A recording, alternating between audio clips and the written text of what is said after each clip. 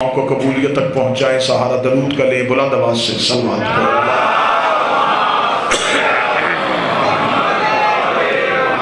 اپنے وقت کے امام کی حفاظت کے لیے, نصرت کے لیے اور مالی کی تاجیل کے لیے ایک مرتبہ پھر بلند آواز سے صلوات پڑھیں. اللہ صلی اللہ محمد.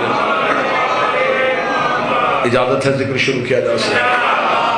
آج کی مجلس مخصوص و منسوب ہے اس شہنشاہ کے نام جس کا کردار بھی علی ہے اور نام بھی علی ہے.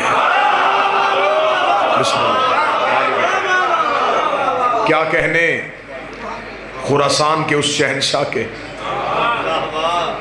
جو ایک ہی وقت میں محمد بھی ہے اور علی بھی ہے.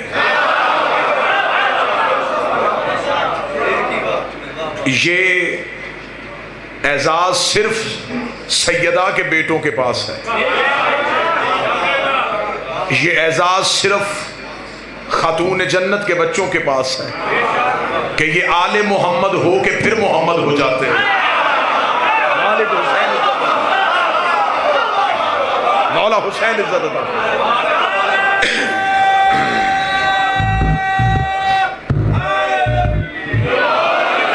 میں اس شہنشاہ کا تذکرہ کرنے لگا ہوں جس نے ملوکیت کو امامت کے قدموں پہ گرایا.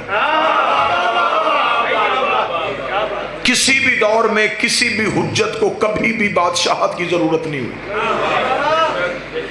قطعاً کوئی بندہ نہ یہ سمجھے کہ جو بادشاہ ہو وہ امام ہوتا ہے یا جو امام ہو وہ بادشاہ ہوتا ہے.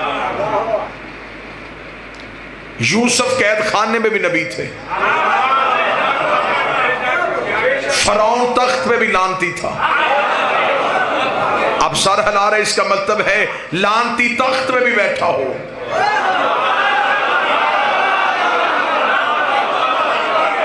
وہ لعنت سے نہیں بچ سکتا. حجت قید خانے میں بھی ہو تو وہ حجت. اللہ نے سب سے پہلا ہادی آدم بنایا تھا. اللہ نے حضرت آدم کو تخت نہیں دیا, تاج نہیں دیا, جبکہ خدا نے آسمان پہ اعلان کیا تھا کہ میں اپنا پہلا خلیفہ بنانے لگا زمین والوں کے لیے. تو میرے مالک اگر تو نے پہلا خلیفہ بھیجنا تھا اسے پورے جاہ و جلال کے ساتھ بھیجتا تاکہ دنیا کو پتا چلتا کہ جبار و قہار کا خلیفہ ہے. اسے تخت دیتا, اسے تاج دیتا, مخلوقات کو اس کی تابع کرتا, اس کے سر پہ تاج ہوتا. لیکن تو نے کوئی روب نہیں دیا. آواز پروردگار آئی, میں آدم کو تخت اور تاج بھی دے سکتا تھا. اب جملہ بڑا باریک ہے, جو جاگ رہا ہے وہ جملہ سنے گا. میں آدم کو تخت اور تاج دے دیتا, لیکن اگر میں آدم کو تخت اور تاج دے دیتا تو قیامت تک قانون بن جاتا, جس کے پاس تخت ہوتا وہ میرا خلیفہ ہو جاتا. جو اہل معرفت تشریف ہے, اگر میں آدم کو تخت اور تاج دیتا تو پھر قیامت تک قانون بن جاتا. جس کے پاس تخت ہوتا وہ کہتا میں اللہ کا خلیفہ ہوں, جس کے پاس تاج ہوتا وہ کہتا میں اللہ کا خلیفہ ہوں. تو اللہ کے خلیفہ کی نشانی بن جاتی کہ تخت والا خلیفہ ہوتا ہے, تاج والا خلیفہ ہوتا ہے, لشکر والا خلیفہ ہوتا ہے, اقتدار والا خلیفہ ہوتا ہے, ووٹوں والا خلیفہ ہوتا ہے, چاہو جلال والا خلیفہ ہوتا ہے. تو میرے مالک اب ہمارے پاس کیا نشانی ہے؟ تو نے آدم کو تخت اور تاج تو دیا ہی نہیں. اب ہمیں کیسے پتا چلے کہ بندوں کا بنایا کون ہے, اللہ کا بنایا کون ہے؟ خدا نے کہا میں نے آدم کو تخت اور تاج تو نہیں دیا, لیکن میں نے آدم کو ایک امتیاز بخشا تھا. میں نے آدم کو فرشتوں سے سجدہ کروا دیا تھا. میں نے آدم کو فرشتوں سے سجدہ کروا دیا تھا. اب قیامت تک یہ نہ دیکھنا تخت میں کون بیٹھا ہے, یہ دیکھنا فرشتہ کس کے دروازے پہ آ. جس کے دروازے پہ فرشتہ, تخت والا,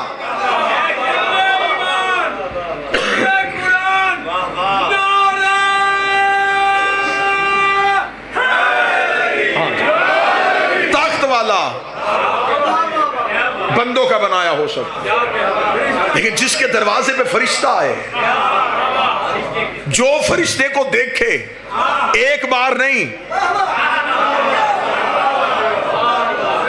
مرتے ہوئے تو فرشتے کو ہر کوئی دیکھ لیتا. فرشتہ جس کی خدمت پہ معمول ہو, جس کی تابع داری کرے, اور فرشتہ ہر کسی کی تابع داری نہیں کرتا. قرآن ابھی ممبر پہ لے کے آؤ, فرشتہ مریم کے حجرے میں گیا. مریم نے پوچھا انی اعوذ بالرحمن, میں تجھ سے رحمان کی پناہ چاہتی ہوں. کون ہے تو؟ جو بغیر اجازت کے بطول کے حجرے میں آ گیا. مریم نے تھوڑا روب جھاڑا تو فرشتہ بھی بول پڑا. اسے کہا رک بی بی، انا رسول ربک، میں تیرے رب کا بھیجا رسول ہوں. مریم نے کہا کیوں آیا ہے؟ اسے کہا تجھے بیٹا دینے آیا ہوں. قرآن منبر پہ لے کہا، اس نے یہ نہیں کہا کہ اس نے بھیجا ہے میں دینے آیا ہوں، میں دینے آیا ہوں. غلامن زکیہ، ایک پاکیزہ بیٹا میں تجھے دینے آیا ہوں. مریم نے کہا میں بتول ہوں.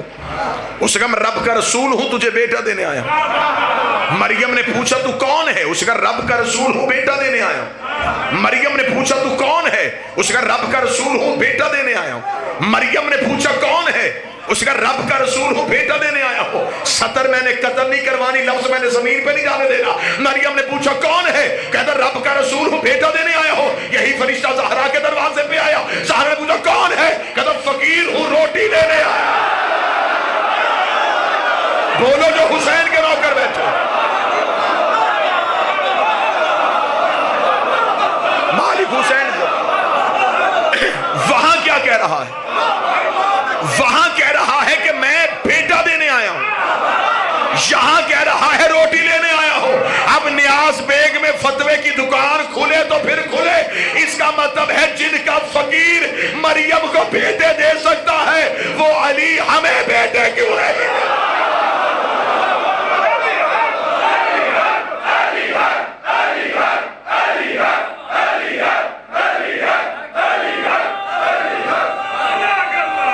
بسم اللہ سے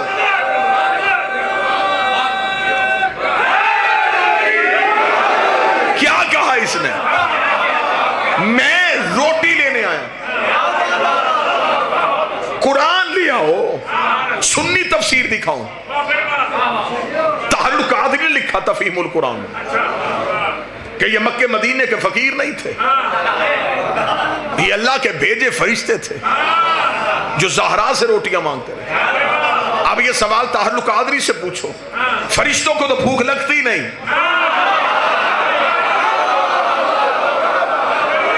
سر ہلانے سے بہتر ہے زبان تائید کر سکتے. فرشتوں کو تو بھوک لگتی نہیں، پھر وہ کیوں روٹی مانگ رہے تھے؟ اچھا جو نہیں کھاتے وہ مانگ رہے ہیں.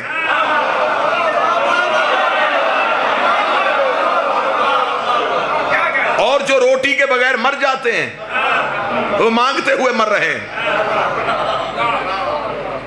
چلے میں اگلا جملہ ایک اور گرہ کھول دیتا ہوں. فرشتوں کی تخلیق کا مقصد کیا ہے؟ عبادت الہی. ان میں نفس نہیں، ان میں خواہش نہیں، کھانا پینا اوڑھنا بچھونا بستر لباس اولاد شادی کچھ نہیں، صرف عبادت. جو قیام میں ہے وہ قیام میں، جو رکوع میں ہو رکوع میں، جو سجدے میں ہو سجدے.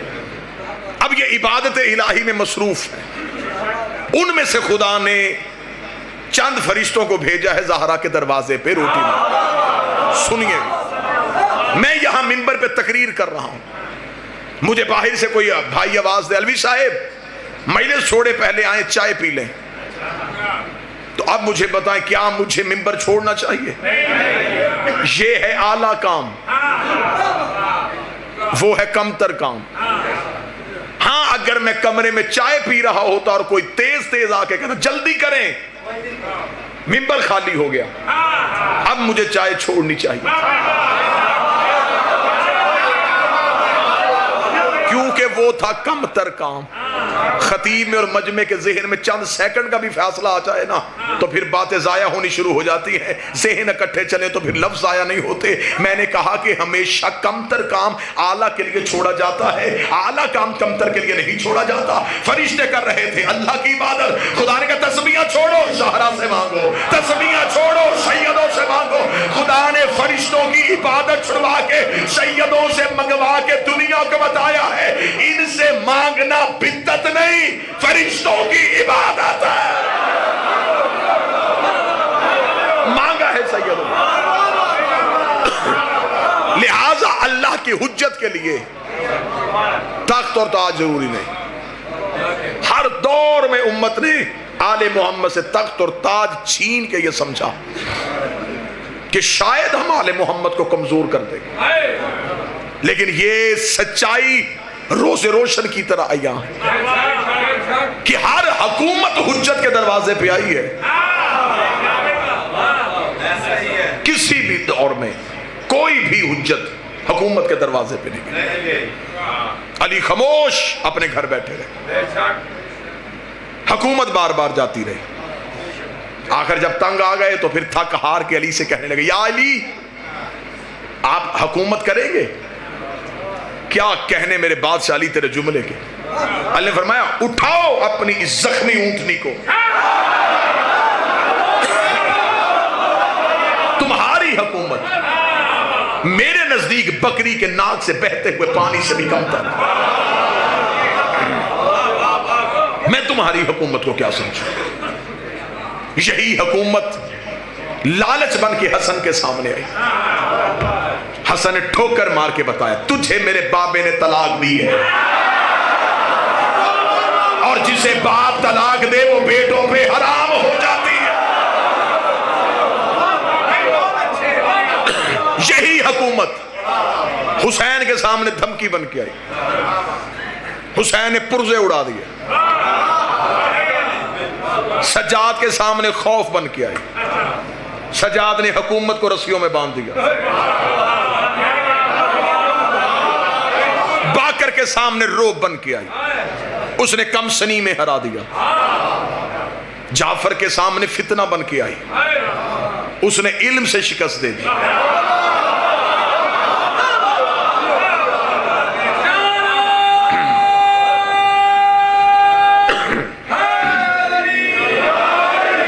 موسیٰ کے سامنے پھر فرعون بن کے آئی.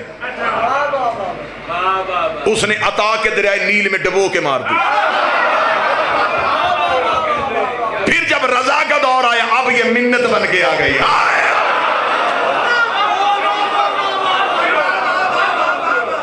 کہاں سے چلی تھی؟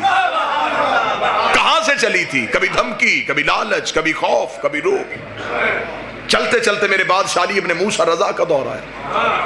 اب کوئی روب نہیں، اب کوئی دھمکی نہیں، اب کوئی لالچ نہیں.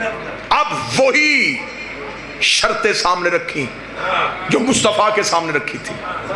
مصطفیٰ سے بھی کہا تھا رشتہ بھی دیتے ہیں،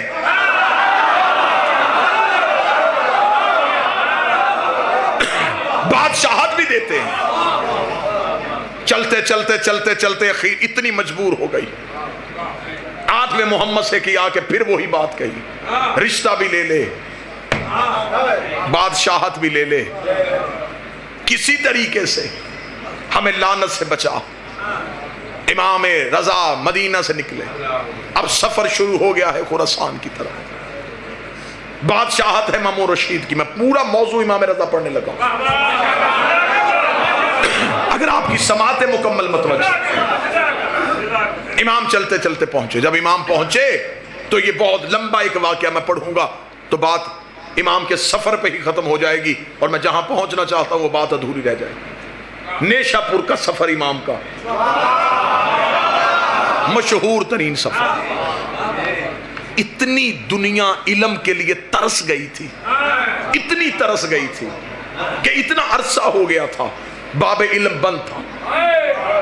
اتنا ترس گئی تھی کہ امام جس گھوڑے پہ تھے 7 لوگ کاغذ قلم اٹھا کے آ رہے تھے.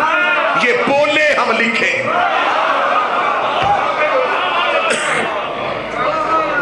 اور امام کی وہ حدیث جسے سلسلۃ الذہب کہا جاتا ہے، وہ حدیث آج بھی علماء کہتے ہیں کہ اسے کاغذ پہ لکھ کے پانی میں ڈبو کے گونگے کو وہ پانی پلایا جائے تو اسے زبان مل جائے. وہ حدیث سلسلۃ الذہب پڑھ کے اندھے کی آنکھوں پہ پھونک ماری جائے اسے بینائی مل جائے. جب نیشاپور کے قریب آ کے امام سے پوچھا گیا کچھ تو بول، امام نے پھر ایک سلسلہ شروع کیا. اسے کہتے ہیں سلسلہ عصمت، اسے کہتے ہیں شجرہ طیبہ. امام نے کہا میں نے سنا ہے اپنے باپ سے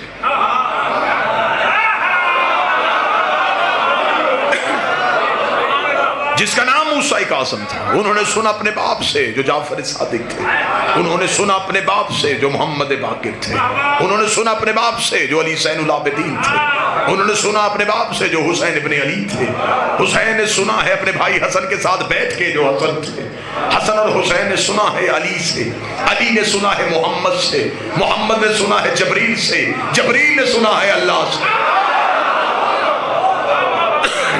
امام نے پورا سلسلہ پڑھا، اس سلسلے میں ایک بھی کڑی ٹوٹی ہوئی نہیں تھی۔ جب امام نے اتنا بہترین سلسلہ پڑھا تو لوگوں نے کاغذ قلم ہاتھ میں کیا سنا؟ اب امام گھٹنوں پہ کھڑے ہوئے، زین پہ کھڑے ہوئے، امام نے کہا لا الہ الا اللہ ایک قلعہ ہے، یہ کہہ کے امام پھر بیٹھ گئے، سواری پھر چلی، لکھنے والے کاغذ قلم لے کے پیچھے بھاگے، مولا آگے، امام پھر گھٹنوں پہ اٹھ کے کھڑے ہوئے، امام نے کہا اس قلعے میں داخل جو ہوگا وہ امان پا جائے۔ لوگوں کے چہروں پہ خوشی آئی، امام پھر بیٹھے، لوگ پھر پیچھے پیچھے دوڑے، امام پھر گھوڑے کی زین پہ بلند ہوئے، امام نے کہا لیکن اس قلعے میں داخل ہونے کی چند شرطیں ہیں، اتنا کہنا تو لوگوں کے سانس وہی کے وہی رک گئے کہ اب مولا پوہے گا کہ وضو شرط ہے، نماز شرط ہے، غسل شرط ہے، روزہ شرط ہے، تقوی شرط ہے، زہد شرط ہے، عبادت شرط ہے۔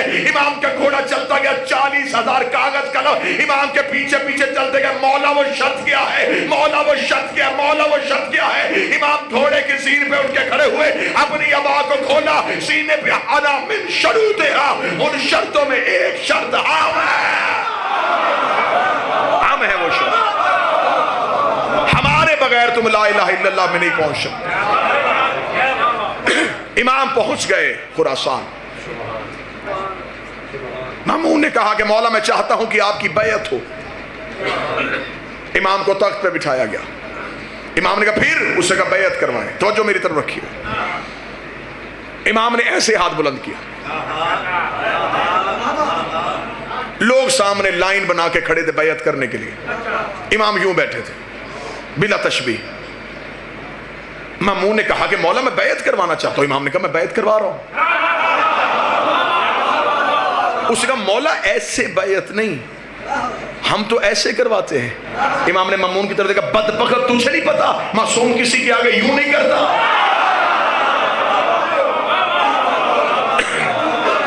یہ بیعت کا طریقہ تم نے کہاں سے لیا؟ اور یہ بات میں آج منبر پہ بتاؤں، یہ بیعت سقیفے سے شروع ہوئی تھی، یہ غدیر سے شروع ہوئی تھی۔ غدیر میں رسول نے علی کا ہاتھ ایسے نہیں بڑھایا، ایسے اٹھایا۔ خلافت والوں کی ہاں بیعت ایسے ہوتی رہی، امامت والوں کی ہاں بیعت ایسے ہوتی رہی۔ جو چپ ہے تمہاری خاموشی کا تالا توڑوں، اگر آج بھی دیکھنی ہو کہ امامت کدھر ہے خلافت کدھر ہے، اب پتہ چلا کہ علم پہ ہاتھ کیوں ہے۔ غازی آج بھی 12ویں کی بیعت لے رہا ہے، اور ویسے بھی جس گھر کی چھت پہ غازی کا ہاتھ ایسے ہو، اس گھر میں رہنے والوں کا ہاتھ کبھی ایسے نہیں ہوتا، اس لیے کہ ہم غدیر والے ہیں۔ امام نے کہا ہم بیعت ایسے نہیں کرواتے، ہم ایسے کرواتے، اور رسول کا بیعت کا طریقہ یہ تھا کہ چھوٹی انگلی سے بیعت شروع کرو اور انگوٹھے پہ ختم کرو۔ یہ بیعت ہوتی کیا ہے؟ بیعت کا لفظ ہے بیچنا۔ 5 چیزیں معصوم خریدتا ہے، 5 بیچتا ہے۔ 5 چیزیں معصوم کے حوالے کی جاتی ہیں، جان، عزت، مال، نفس، اولاد، یہ معصوم کی، اس کے بدلے میں اس سے 5 چیزیں لی جاتی ہیں، اس کے بدلے میں اس سے 5 چیزیں معصوم سے خریدی جاتی ہیں، جنت، بخشش، شفاعت، حشر کی ذمہ داری اور قبر کے عذاب سے بخشش۔ 5 چیزیں دو، 5 چیزیں لو، اس خرید و فروخت کو بیعت کہتے ہیں۔ یہ سوائے معصوم کے کسی کی ہو نہیں سکتی، کیونکہ سوائے حجت کے کوئی یہ چیزیں دے نہیں سکتا۔ صحابی جنت میں جا سکتا ہے،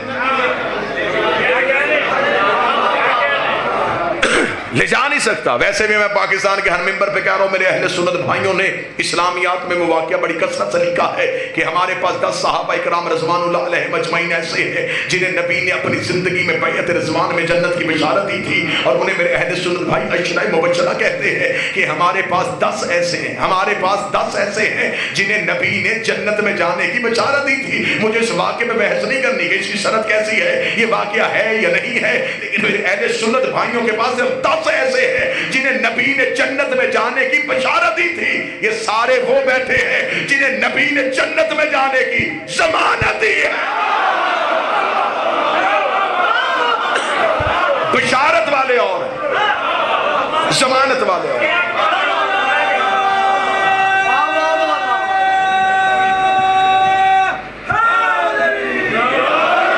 متوجہ ہیں جی؟ امام نے فرمایا بیعت ایسے ہو. امام کی بیعت ہو گئی. جب بیعت ہو گئی تو اب مامون نے کہا مولا پہلا حکم. مولا نے اپنی حکومت میں، اپنی گورنمنٹ میں جو پہلا حکم پاس کیا، جو پہلا ایگزیکٹو آرڈر پاس کیا، وہ حکم نامہ کیا تھا؟ امام نے کہا سب سے پہلا میرا حکم یہ ہے کرنسی تبدیل کی جائے. میں تاریخ پڑھنے لگا ہوں آپ کو. امام نے کہا کرنسی تبدیل کی جائے. وجہ اس سے پہلے اسلامی ملکوں میں چلتا تھا روم کا سکہ. روم کے سکے کے اوپر بتوں کی تصویریں ہوتی تھی جس سے وہ اپنے مذہب کی تشہیر کرتے تھے. اس روم کے سکے کی اہمیت پوری دنیا میں ایسے تھی جیسے آج امریکن ڈالر کی. یعنی کہ امریکن ڈالر آپ کو دنیا کے ہر ملک میں چل جائے. روم کے سکے کے ساتھ خرید و فروخت ہوتی تھی. امام نے کہا پہلا میرا حکم ہے جتنے اسلامی ملک ہیں یہ روم کا سکہ نہیں خریدیں گے. متوجہ ہیں بات کی جانب؟ تو میں بات میں کروں. جتنے بھی اسلامی ملک ہیں بس رکھتے ہیں یہ روم کا سکہ نہیں خریدیں گے. مامون نے کہا مولا پھر خرید و فروخت کیسے ہوگی؟ امام نے فرمایا ہم اپنا سکہ بنائیں گے. معلوماتی میں سنانا چاہتا ہوں. فوراً ٹکسال کو بلایا گیا. سکہ ڈھالا گیا. مامون نے کہا مولا سکہ تو ڈھل گیا، اب آپ بتائیں سکے پہ کیا لکھیں؟ کعبہ کی تصویر بنائیں، لا الہ الا اللہ لکھوائیں؟ امام نے ٹکسال سے کہا سکہ میرے ہاتھ میں دے. سکہ ہاتھ میں دیا. امام نے کہا جو اللہ کی مرضی ہوگی وہ لکھوائے گا. یہ کہہ کے امام نے دستے دعا بلند کیے، میرے مالک یہ اسلامی ملکوں کا سکہ ہے، وہ لکھوا جو تیری رضا ہے. یہ کہہ کے امام نے اپنی انگوش شریف سے مہر لگائی. لکھا ہوا تھا علی اور ولی اللہ.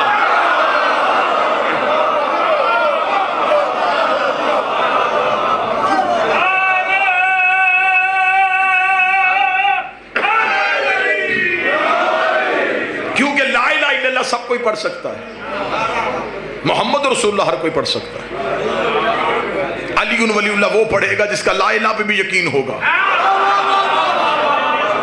محمد رسول اللہ پہ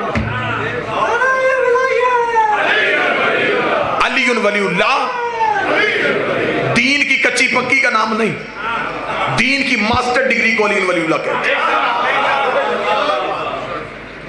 امام نے کہا علی ولی اللہ کا سکہ. امام نے کہا یہ سکہ بناؤ. وہ سکہ بن گیا. وہ سکہ اسلامی ملکوں میں پہنچا دیا گیا. اب دشمن کے لیے تو وہ موت تھا کہ دل میں بغض علی جے میں علی ولی اللہ. مولا حسین. لیکن نوکر کے لیے، علی کے محب کے لیے وہ قیمت سے زیادہ قیمتی تھا. لیکن انہیں یہ بھی پتا تھا علی کے شیعوں کو کہ یہ سکہ ہمیشہ نہیں چلے گا، آخر تھوڑی دیر کے بعد اس سکے کو بند کر دیا جائے گا. لہٰذا علی کے جتنے شیعہ تھے وہ اس سکے کو خرچ نہیں کرتے تھے، اسے اپنے پاس رکھ لیتے تھے. پھر جب بھی کوئی سفر کے لیے نکلتا وہ اس سکے کو کپڑے پہ باندھ کے اپنے بازو پہ باندھ کے میرا امام ضامن ہے.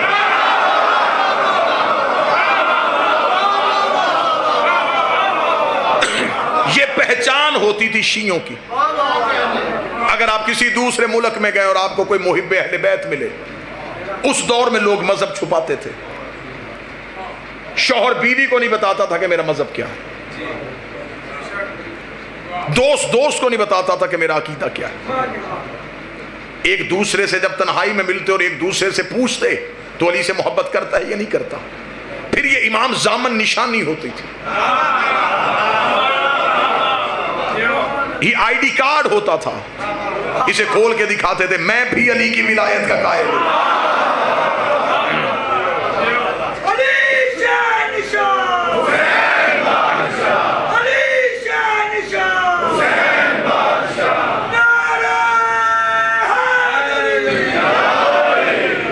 میرے شہنشاہ, موضوع پسند ہے سرکار بات میں, کیونکہ مجلس مولا کی ہے تو میں پوری گفتگو مولا پہ کروں. اتنے فضائل ہیں علی بن موسیٰ رضا کے, اشرا پڑھا جا سکتا ہے. ایک مجلس ہو سرکار کی علمی بصیرت پہ, ایک مجلس ہو سرکار کی سیاسی فیصلوں پہ, ایک مجلس ہو سرکار کی جنگوں کی حکمت عملی پہ. پوری ایک کھلی کتاب ہے میرے بادشاہ کی سیرت.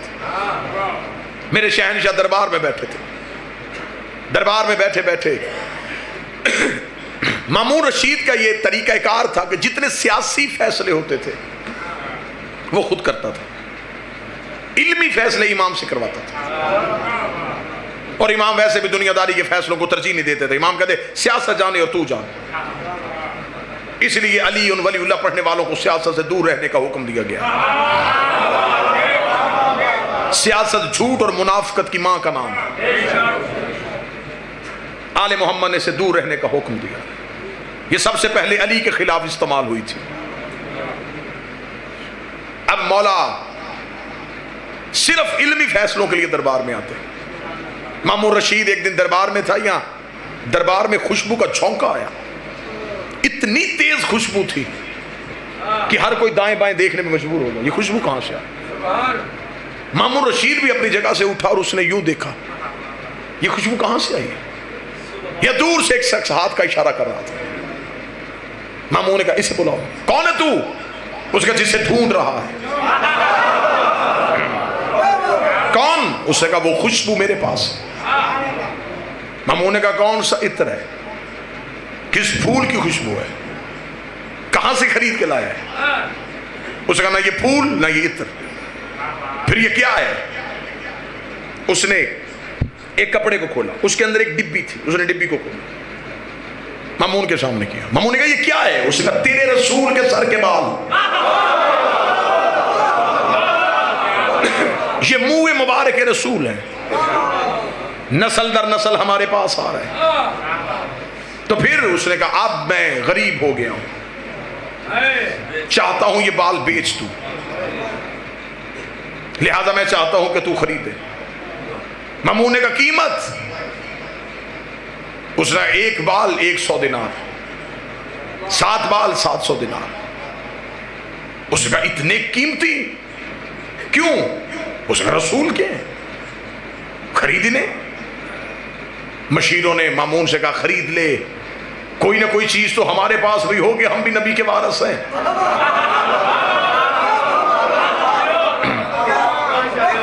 منہ مبارک ہمارے پاس ہوں گے, لوگوں کو زیارت کروایا کریں گے, کہیں گے ہم وارث رسول. مامون نے کہا خریدو. بال خریدنے کے جب وقت آیا خزانے سے پیسے دیے جانے لگے. مامون نے کہا رک رک رک, یہ کون بتائے گا کہ یہ رسول کے ہیں؟ اس کا خوشبو نہیں بتا رہی. اس کا ہمیں کیا پتا, ہم نے کوئی رسول دیکھا تھا؟ ہمیں کیا پتا یہ بال اور رسول کے خوشبو ہے. اتنا کہنا تھا, یہ پیچھے سے کسی نے دیکھی, کہا اسے نہ بلائیں جو محمد کا بیٹا ہے. ہاں ہاں ذرا بلائیں مولا علی ابن موسیٰ رضا کو. مولا رضا کو دربار میں بلایا گیا. پوری رات بھی واہ واہ کہو تو جملے کا قد بڑھا. جب امام رضا کو دربار میں بلایا گیا تو درباریوں کی حیرت کی انتہا نہ رہی. وہی خوشبو ادھر سے بھی آ رہی تھی. مالک حسین ان ہاتھوں کو سلامت ہو, جو خوشبو ادھر سے آ رہی تھی.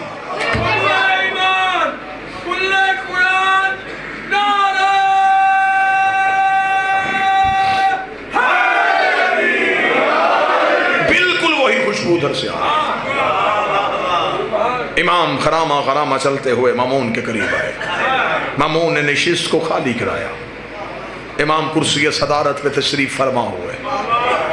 مامون نے کہا سرکار فیصلہ یہ کروانا ہے، یہ لے کے آیا ہے منہ مبارک اور اس شخص کا دعویٰ ہے کہ یہ بال نبی کے ہیں، آپ بتا سکتے ہیں کہ کیا یہ بال رسول کے ہیں؟ درباری یوں حیران ہو کے دیکھ رہے تھے کہ اب امام رضا کیا فیصلہ کریں گے۔ امام نے کہا بال میرے قریب کیے جائیں، تشت پہ بال رکھ کے امام کے قریب کیے گئے۔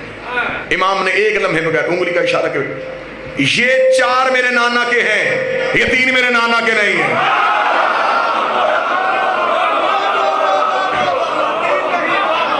یہ 4 بال میرے نانا کے ہیں، یہ 3 بال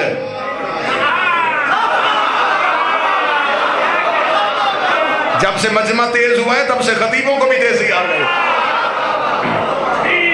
4 بال میرے نانا کے، یہ 3 بال میرے نانا کے نہیں۔ اتنا کہنا تھا، مامون قریب آیا، قریب آ کے دیکھنے کا مولا ویسے آپ نے فیصلہ تو کر دیا ہے لیکن یہ دکھنے میں ایک جیسے ہیں، قد ان کا ایک جیسا ہے، رنگت ان کی ایک جیسی ہے، مولا یہ کیسے پتہ چل گیا یہ 4 تیرے نانا کے، یہ 3 تیرے نانا کے نہیں؟ امام نے فرمایا فوراً چراغ روشن کرو، فوراً آگ روشن کی جائے۔ آگ روشن کرنا تھا، امام نے بھرے دربار میں فوراً جب آگ کو سامنے بلایا گیا، سامنے بلا کے امام نے 3 بال آگ میں پھینکے، تینوں کے تینوں ہی جل گئے، تینوں کے تینوں ہی جل گئے، تینوں کے تینوں ہی جل گئے۔ امام نے 4 بال آگ میں پھینکے، آگ میں جانا تھا، یہ آگ ٹھنڈی ہو گئی، آگ گلزار ہو گئی، آگ کا گلزار ہونا تھا۔ مامون نے کہا اچھا مولا آج پتہ چلا تیرے نانا کے بالوں کو آگ نہیں چھوتے۔ امام نے کہا بدبخت، تیری سمجھ میں نبی کا بال نہیں آیا، نبی کی آل کیسے آیا؟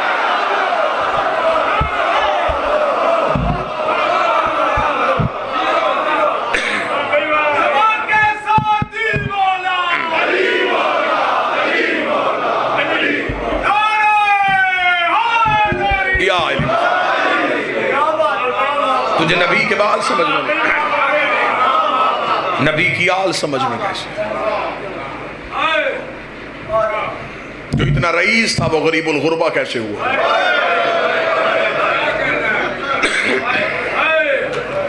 میرا مولا تمہیں مشہد لے کے جائے، علی کے روزے پہ جاؤ تو جلالت، حسین کے روزے پہ جاؤ تو کرم، عباس کی ذری پہ جاؤ تو روب، رضا کے روزے پہ جاؤ تو امیری۔ جو پہلی بار مشہد جاتا ہے نا، جو ہی امام رضا کا حرم دیکھتا ہے سینہ بھائی جان یوں چوڑا ہو جاتا ہے، شیعہ کو فخر ہوتا ہے اس امام کا نوکر ہوں۔ سونے کے دروازے،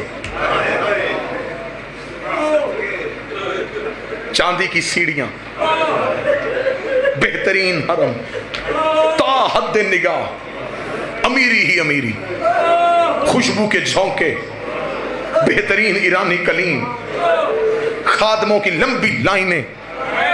ظاہر چلتا چلتا جب امام کی ذری پہ جاتا ہے، ذری کو دیکھتا ہے پھر چہرہ خوش ہوتا ہے۔ سونے کی ذری راز کر رہا ہے زہرا کا بیٹا، لیکن جگر اس تب پھٹتا ہے جب بندہ زیارت کی کتاب اٹھاتا ہے تو پہلا جملہ لکھا السلام علیکہ یا غریب الغربا۔ غریب الغربہ پڑھ کے ظاہر ذری پہ سر مار کے کہتا امیری تیری اتنی زیادہ ہے تو غریب الغربہ کیسے ہے؟ اگر سننے والا کان ہو تو رضا کی ذری سے آواز آتی ہے، جس کی بہن پردیس میں رول کے مر جائے،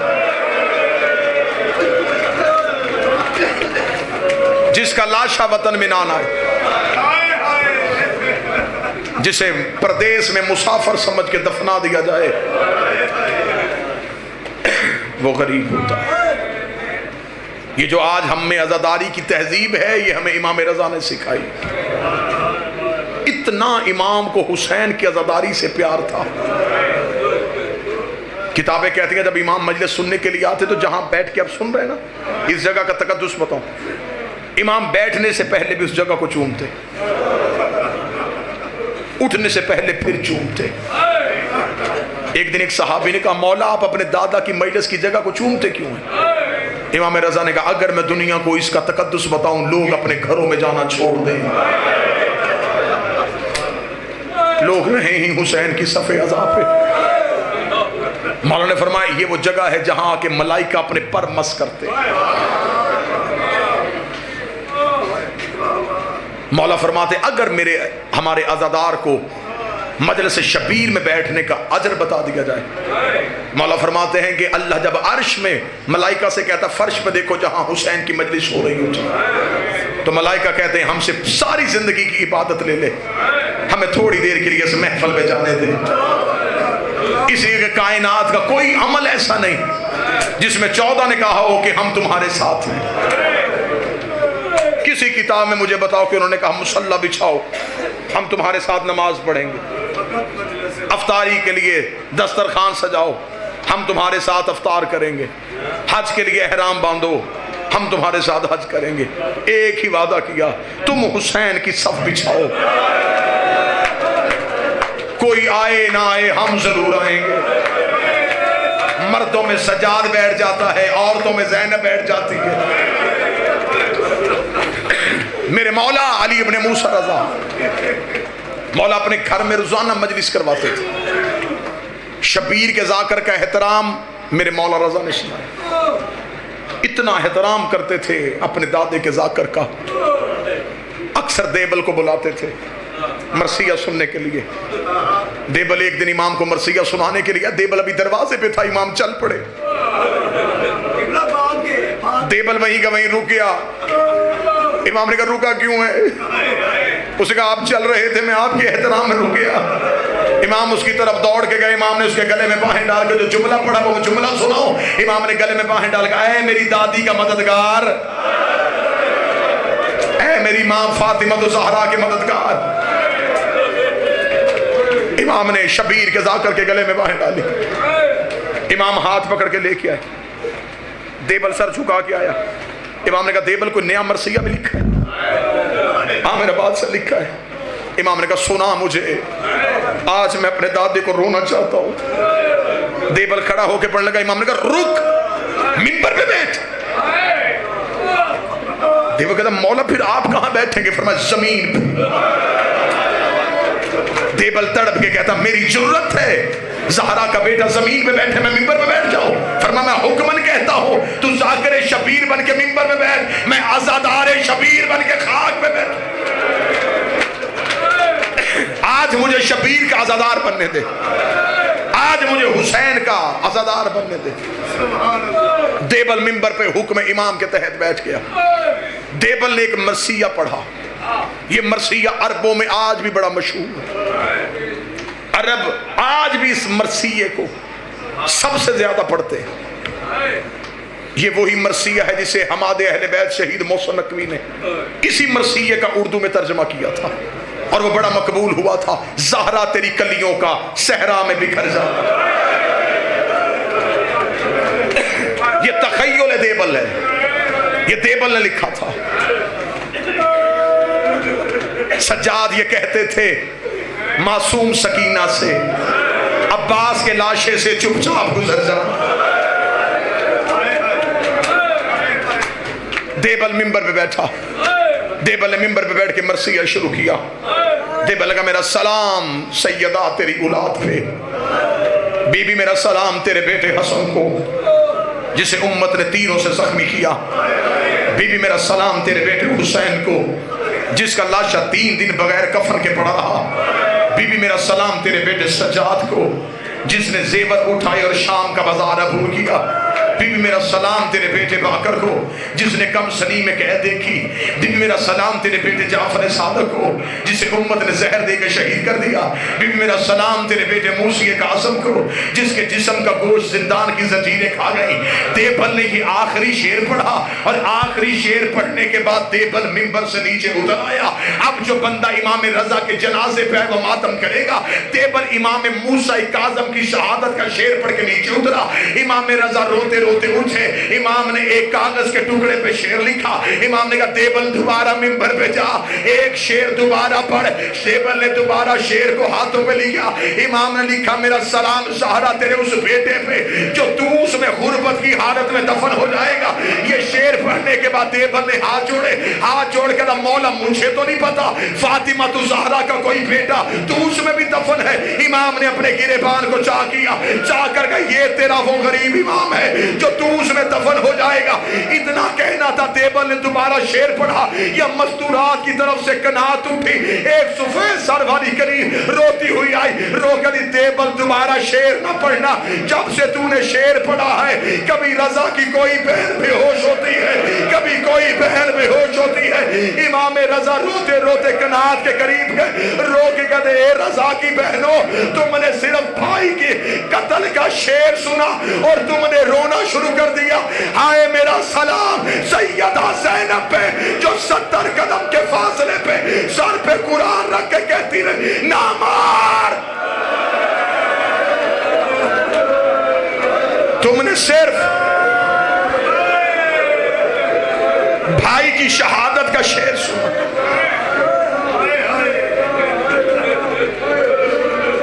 اجازت دو تو میں 2 جملے پڑھوں شہادت کے۔ غربت کی حالت میں، پردیس میں، جہاں اپنا بھی کوئی نہیں تھا،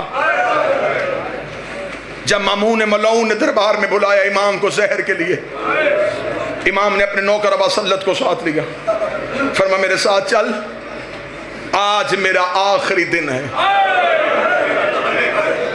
ابا سلط تڑپا، مولا کیوں؟ فرمایا آج مجھے دربار میں زہر دی جائے گی۔ اتنا کہنا تھا، ابا سلط نے کلائی پکڑ کے کہا جب خبر ہے پھر جا کیوں رہا ہے؟ امام نے فرمایا نہیں، شہادت ہمارا ورثہ ہے، مجھے دربار میں جانا ہے۔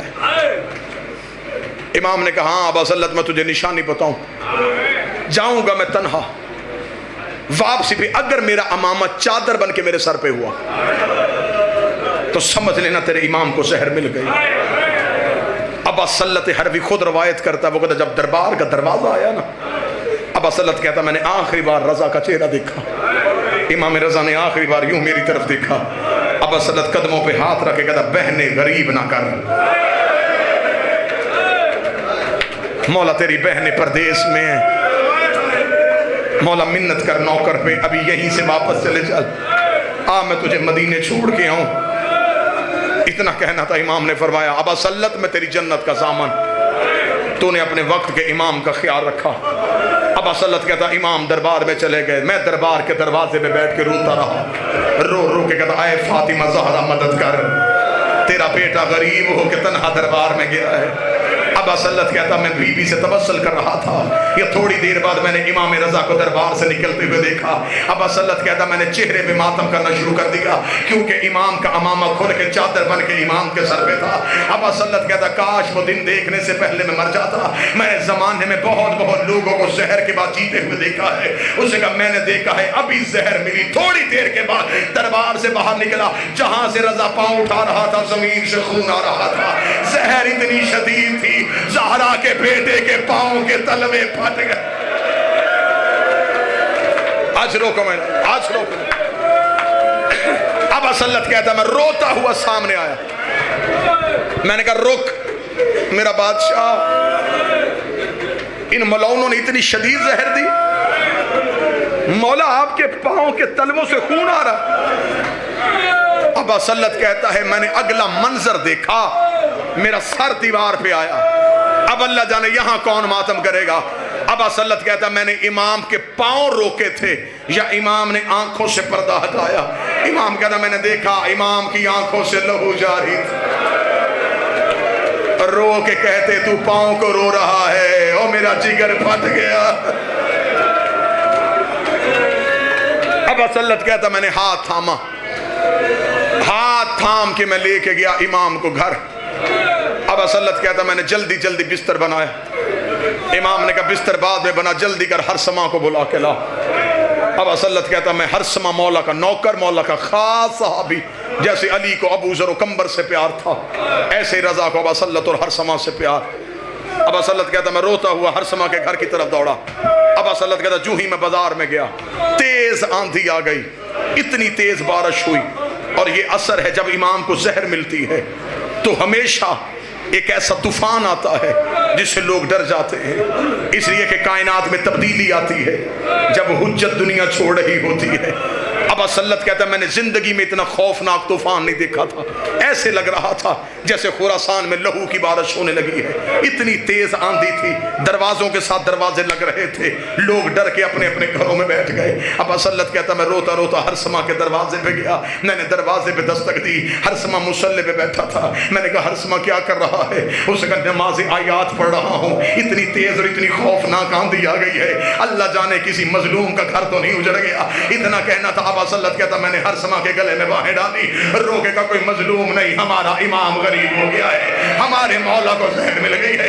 ابا سلت کہتا بازار میں ادھر سے میں رو رہا تھا، ادھر سے ہرسمہ رو رہا تھا۔ ابا سلت کہتا میں کبھی ہرسمہ کو پکڑتا تھا، کبھی ہرسمہ مجھے پکڑتا تھا، ہم ایک دوسرے کو سہارا دیتے دیتے جب امام رضا کے گھر گئے، ابا سلت کہتا میں نے دروازہ کھولا، میں نے امام کو بستر پہ نہ پایا، میں نے ہرسمہ سے کہا میں تو ابھی مولا کو بستر پہ چھوڑ کے گیا تھا۔ وہ کہتے جلدی جلدی ہم نے چراغ روشن کیا، ہم نے دیکھا رضا زمین پہ ایسے تڑپ رہا ہے جیسے مچھلی بغیر پانی کے تڑپتی ہے۔ ابا سلت کہتا میں نے قدموں پہ ہاتھ رکھا، ہاتھ رکھے گا مولا زہر کا اثر زیادہ تو نہیں؟ امام رو کے کر کے مجھے بتا تجھے آنے میں دیر کیوں ہوئی ہے؟